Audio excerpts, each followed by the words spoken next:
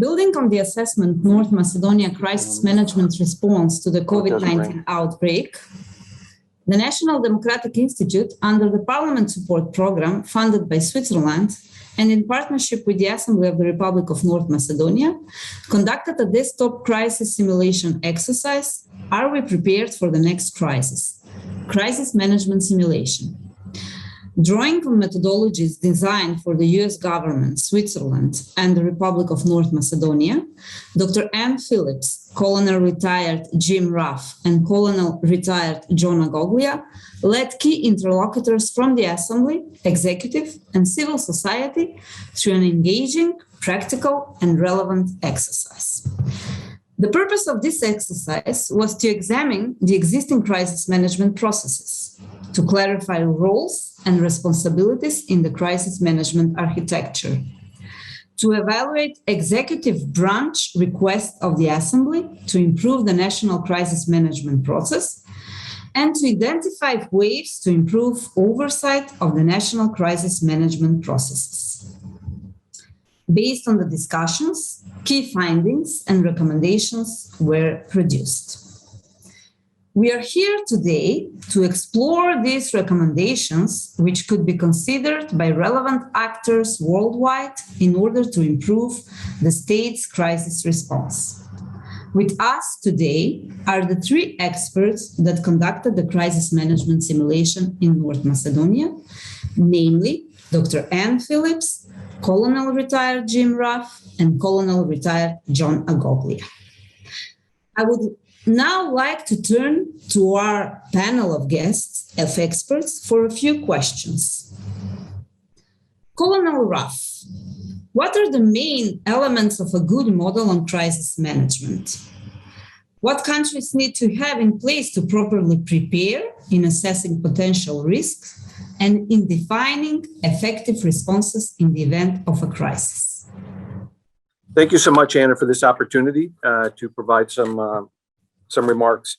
So I would just start off saying that perhaps the most important element of a good model is to have a national level approach. As we know, crises do not always have political leanings, but in some cases the response may. So having a national level approach agreed to by all actors is a very important place to start. That said, what is very important, and perhaps the foundational, is to have a good plan or a framework in place. A framework that is developed inclusively and participatively by all stakeholders. The framework itself should have or highlight a number of different elements, such as processes. Processes that might include the transfer of knowledge, whether that's between organizations, whether it's knowledge that transfers from one administration or one group to the next, but somehow to capture all that. It should identify roles and responsibilities of the personnel that are involved in crisis management. There should be coordination mechanisms, and there should be communications plan, to name a few. Additionally, there should be a reporting mechanism. So how will the results of the crisis management be communicated? Who will it go to? What will the reports consist of? And again, that's probably going to be to legislative, governmental oversights, and may address areas such as accountability, funding, and transparency. There should be a good communications plan, as I mentioned. Communications such as intra, between the organizations that are participating, inter, between, up and down, meaning communication that goes up to the higher level of government, and communication that goes out to the public domain. Again, all very important. The communication should be regular, and it should be substantive among the crisis management organizations with the public. And we'll talk a little bit more about that. There should be an assessment mechanism. This is very important.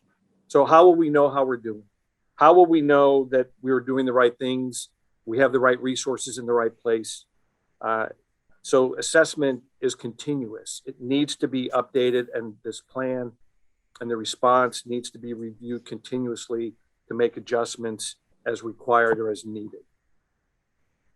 There should be a structure, or under the structure, there should be the identification of a lead organization or lead element that will be responsible for taking the lead of the said crisis. As we know, crises can be the pandemic, it can be a natural disaster, such as flooding, drought, mass migration, or any number of things. And the organization that typically has the lead for that in peacetime or your day-to-day operations may be a good place to start for taking the lead in terms of leading the response for that particular effort. A good place to start, or a place to start, might be the U.S. emergency support functions as detailed in the United States National Response Framework, where they've identified crises or types of crises and have already listed organizations who they believe will be in the lead should such a crisis take place. So again, very, very important. Other elements, just briefly, clear lines of authority. Who's responsible for what? Who has authority for what decision-making processes? A professional staff with extensive expertise in their areas of responsibility. Again, very important. Along that, mechanisms for recruiting and training of new staff that would go into some of these positions. You want to have established flexible funding mechanisms and again, authorities. So how will the resources be applied? Where will they be applied? Who determines how they will be applied? Who has a say in that? And is all of this known up front? So should a crisis occur, there is a point of departure in this framework that the response team or the planning team can begin to start addressing the crisis. And as I mentioned it earlier, there should be ability to adjust as a crisis evolves.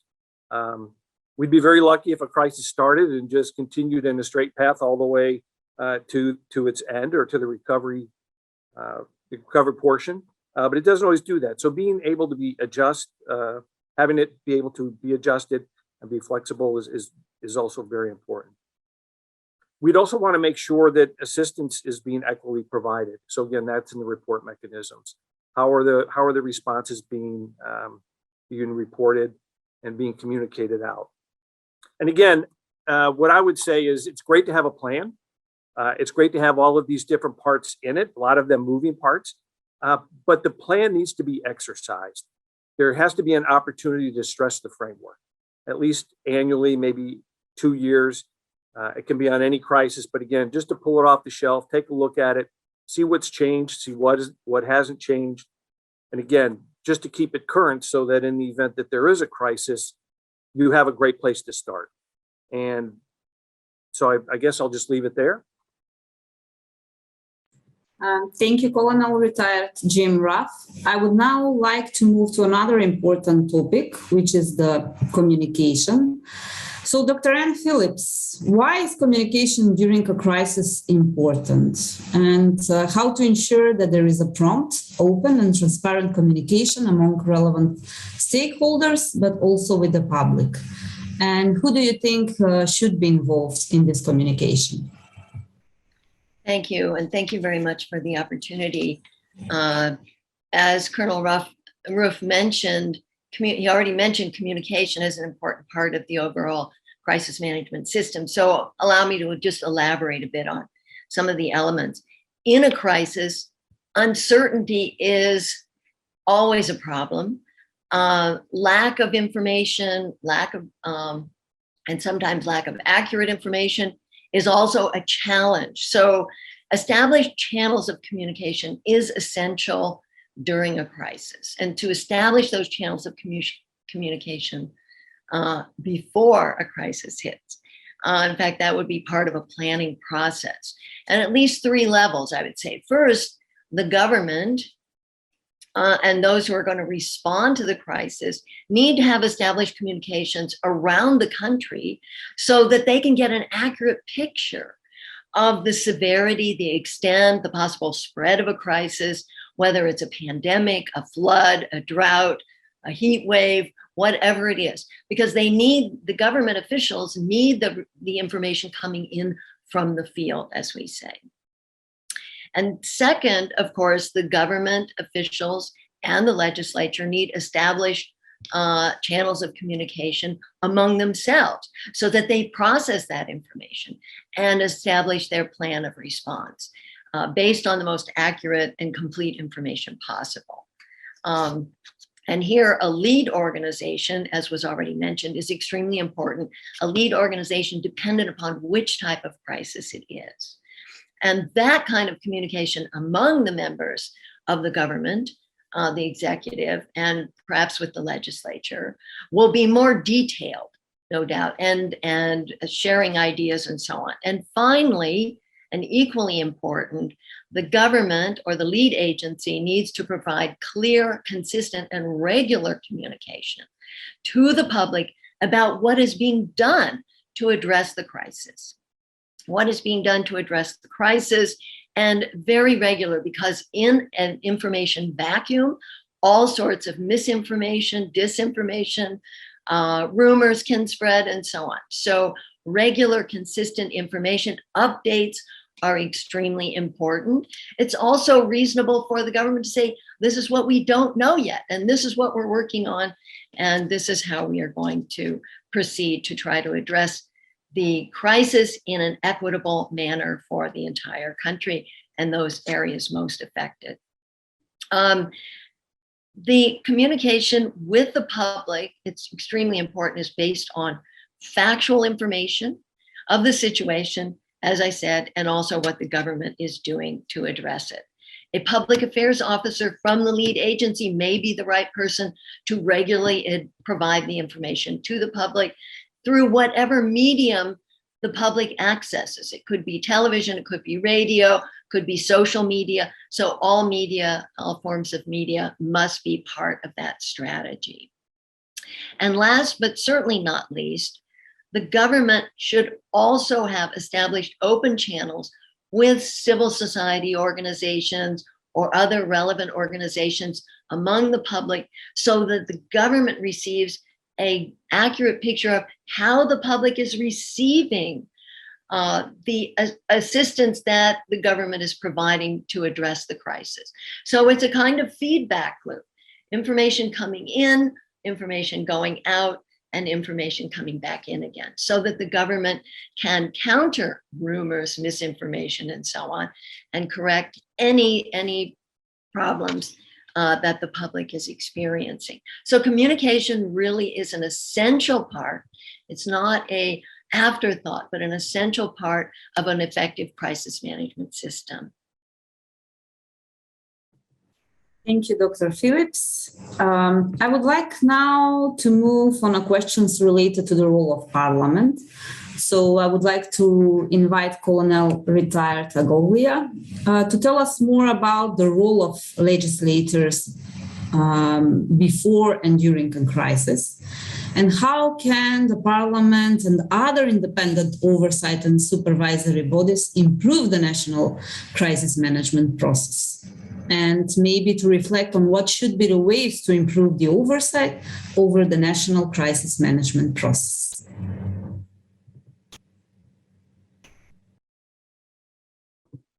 Thank you, Anna. The legislature plays a critical role in providing oversight and facilitating the effective allocation of resources and the effective running of the national crisis management system.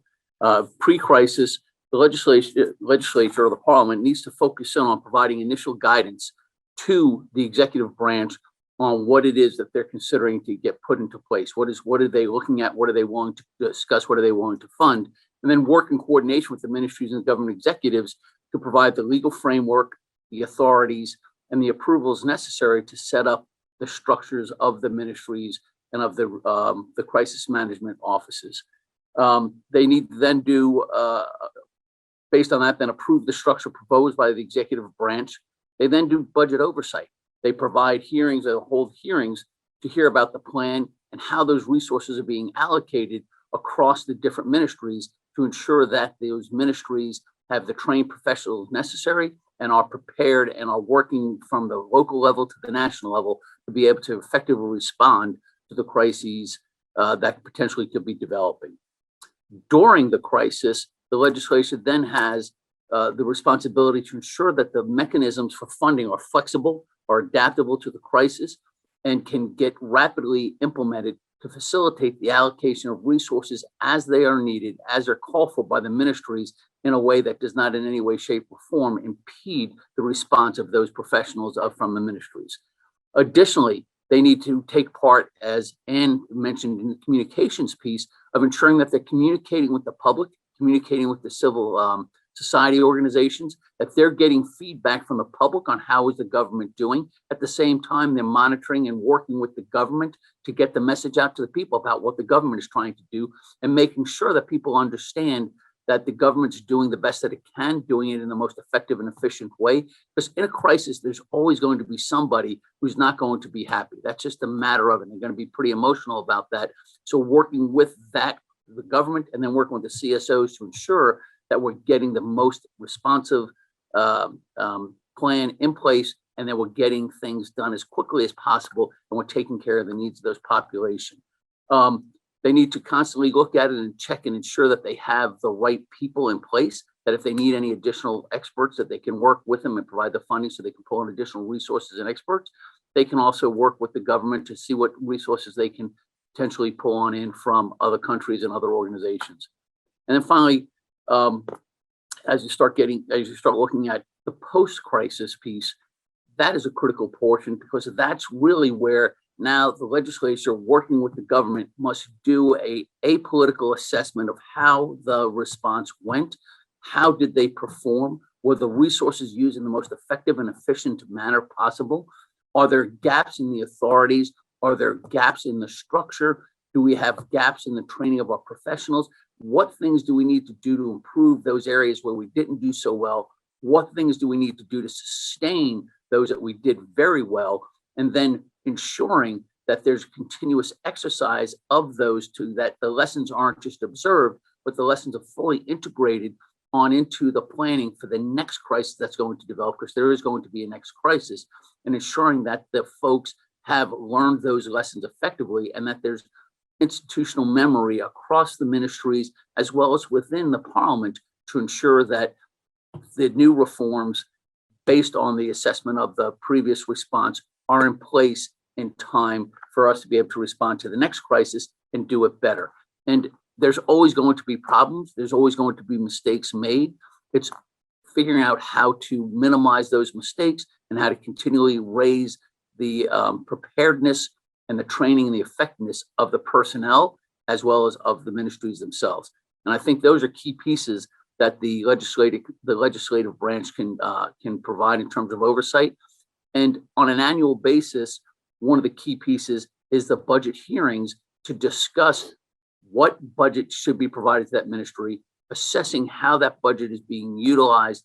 Are the resources being expended in the most effective and efficient manner? And it gives them a yearly way in which they can constantly review the planning process on a regular basis, with or without a crisis. So again, the legislature plays a critical piece in working with the executive branch and the public in ensuring effective crisis management for our nation. Thank you, John. I would also like to ask Colonel Retired Ruff, what would be the main recommendations regarding the organization of work processes, and how to ensure that the public administration is ready to work effectively and safely during a crisis? Thanks, Anna, for that. So we've already talked, and I think you've heard it from both my colleagues, the importance of developing a national level plan or a framework on crisis management. So with that said, and with that in place, plans or organizational level plans that nest in or support that national level plan are also very important. So what organizations do, what processes they develop, how they're going to approach and support the successful implementation of national level plan is very important. I'll talk a couple minutes on some of those points. So some of the processes that should be included include the emphasis on a professional staff with extensive experience in one or two of the crises or types of crises. So education and training is going to play a very, very key role in helping the staff be able to support their plan, which again will support a national level plan. We need to have sufficient professional staff in place to prepare, plan, and respond for all crises. So making sure that we have the right numbers of people and that there aren't vacancies in some of these organizations is very, very important. Processes and procedures that we also may want to think about might include the identification of key personnel. So within your organization, who are those individuals that are going to have a supplemental role during a crisis? So not only would they be responsible for their day-to-day responsibilities and activities, but what additional burdens are placed on that individual should there be a crisis? Are they now expected to do 2 jobs? Are they expected to leave their place of work and go to the crisis management center, wherever that will be, to perform functions there? If that's the case, then who will be responsible that's remaining to help that person with their day-to-day responsibilities? So having a plan to at least think through how you're gonna adjust or manage the human capital is very important. Another item along those same lines would be the identification of your essential personnel. So who are those individuals? Maybe they're by job title, maybe they're by job description, but those are the key individuals that during a crisis will take on those additional duties. And that way, the gaining organization, the Crisis Management Center, for example, knows who's coming from which organization to fulfill which role in support of the successful completion of this crisis, whatever it may be. So again, what might be the, we talked a little bit about it. I think both my colleagues, John and Ann, talked about messaging or communication strategy. What will be the primary means of how we're going to communicate? Again, within the organization, but then externally and within this crisis cell. And with people working in different places, how do we ensure a unity of message? So in some cases, it can be even a little bit more difficult, the more decentralized we may end up being. So again, strategic communications, strategy, and a process, very important. Another item that we may want to consider is having a list or a phone book of who the key stakeholders and the points of contact may be. As we know, if many governments, there's always a transition. People are coming, they're going, they're leaving, they're staying for a couple of years or so forth. So individuals are always moving about, which is perfectly natural, I think. But who will be those people that you will reach out to or may want to reach out to during a crisis? It's better to have that up front than to try to develop that during a crisis where you're trying to reach so-and-so who no longer is there, hasn't forwarded their email, so forth and so on. So again, identification of key stakeholders is very important. What kind of technology are we going to use during the crisis? And again, this can also be exercised. Are we going to use cell phones? Are we going to use computers? Does everybody have a computer? Are there computers capable of working from home? Do they have the right architecture or the right support systems to be able to effectively do their jobs, whether they're in the office or whether they are at home as a result of the crisis? And again, just making sure that we have the right technology, whether we're going to use Zoom for Zoom meetings, or whether we're going to use Skype, or however we're going to manage to stay in touch if we find ourselves having to work apart. Another process, again, everybody will want to know how we're doing, so reporting is very important. How will we report? Is it going to be one report that goes out that's a consolidation of all the activities? Will reports then be allowed to go to organizations that are supporting the national level plan, and they can do some reporting as well? So again, these are some of the processes and some of the things that we should be considering ahead of time, not during or not trying to develop during a crisis. And again, I would just mention that it would be useful once all of these processes or these ideas, whatever they may end up being that works the best for the particular country or organization, is it should be tested or it should be exercised. It should be, there should be a means to make sure that the phone rosters are up to date. There should be a means that our report mechanisms are all up to date, or that the communications equipment that's required by essential personnel is on hand and available and functioning, so that, again, should there be a crisis, that we are not starting with trying to find all these things, but yet we've just tested it and we know things are working, and we have a reasonable means of successfully addressing and responding to the crisis. Thank you, Jim. And finally, maybe we could also talk a little bit about the exercise, the simulation exercise that was conducted in the Republic of North Macedonia. And therefore, I would like to invite Dr. Phillips and Colonel Retired Agoglia to talk about the model, the methodology you used to conduct the North Macedonia crisis management exercise. Thank you again, Anna. How the exercise is designed is first and foremost dependent upon the stated goal or purpose of the exercise and the desired outcomes or objectives to be achieved. Based on the above, then the correct relevant actors are identified and the structure of the game is identified. And it's absolutely critical to have that linkage between what you're trying to do and what you're trying to achieve to make sure that you have the right players and the right structure for the exercise. The exercise model requires participation of all relevant actors in the executive branch, the legislature, the civil society, however you're structuring, but all the relevant actors need to come on in and need to be there and need to be a part of it. The model is designed for all identified relevant actors, whether they be office holders or civil society actors, to work through shared challenges in crisis management. Those who design and carry out the preparation and response, as well as those who are affected by those actions. And then the exercise itself is based on a realistic scenario written by the exercise implementers. There has to be realism in that exercise. It can't be artificial. It has to be something, challenges that speak to, or a scenario that speaks to the challenges these people are facing if they're going to really take the time and engage in trying to solve these issues at a policy level, which is necessary. Ann, over to you. Thank you. Ideally, the exercise takes place in person because the rapport with the participants and among the facilitators is an important element, but we can do this virtually. And we did this in North Macedonia virtually. Ideally, it also takes place in a rather compressed period of time because you have the benefit of momentum, the discussions, the ideas are fresh in people's minds as they come back from as they proceed from one session to the other.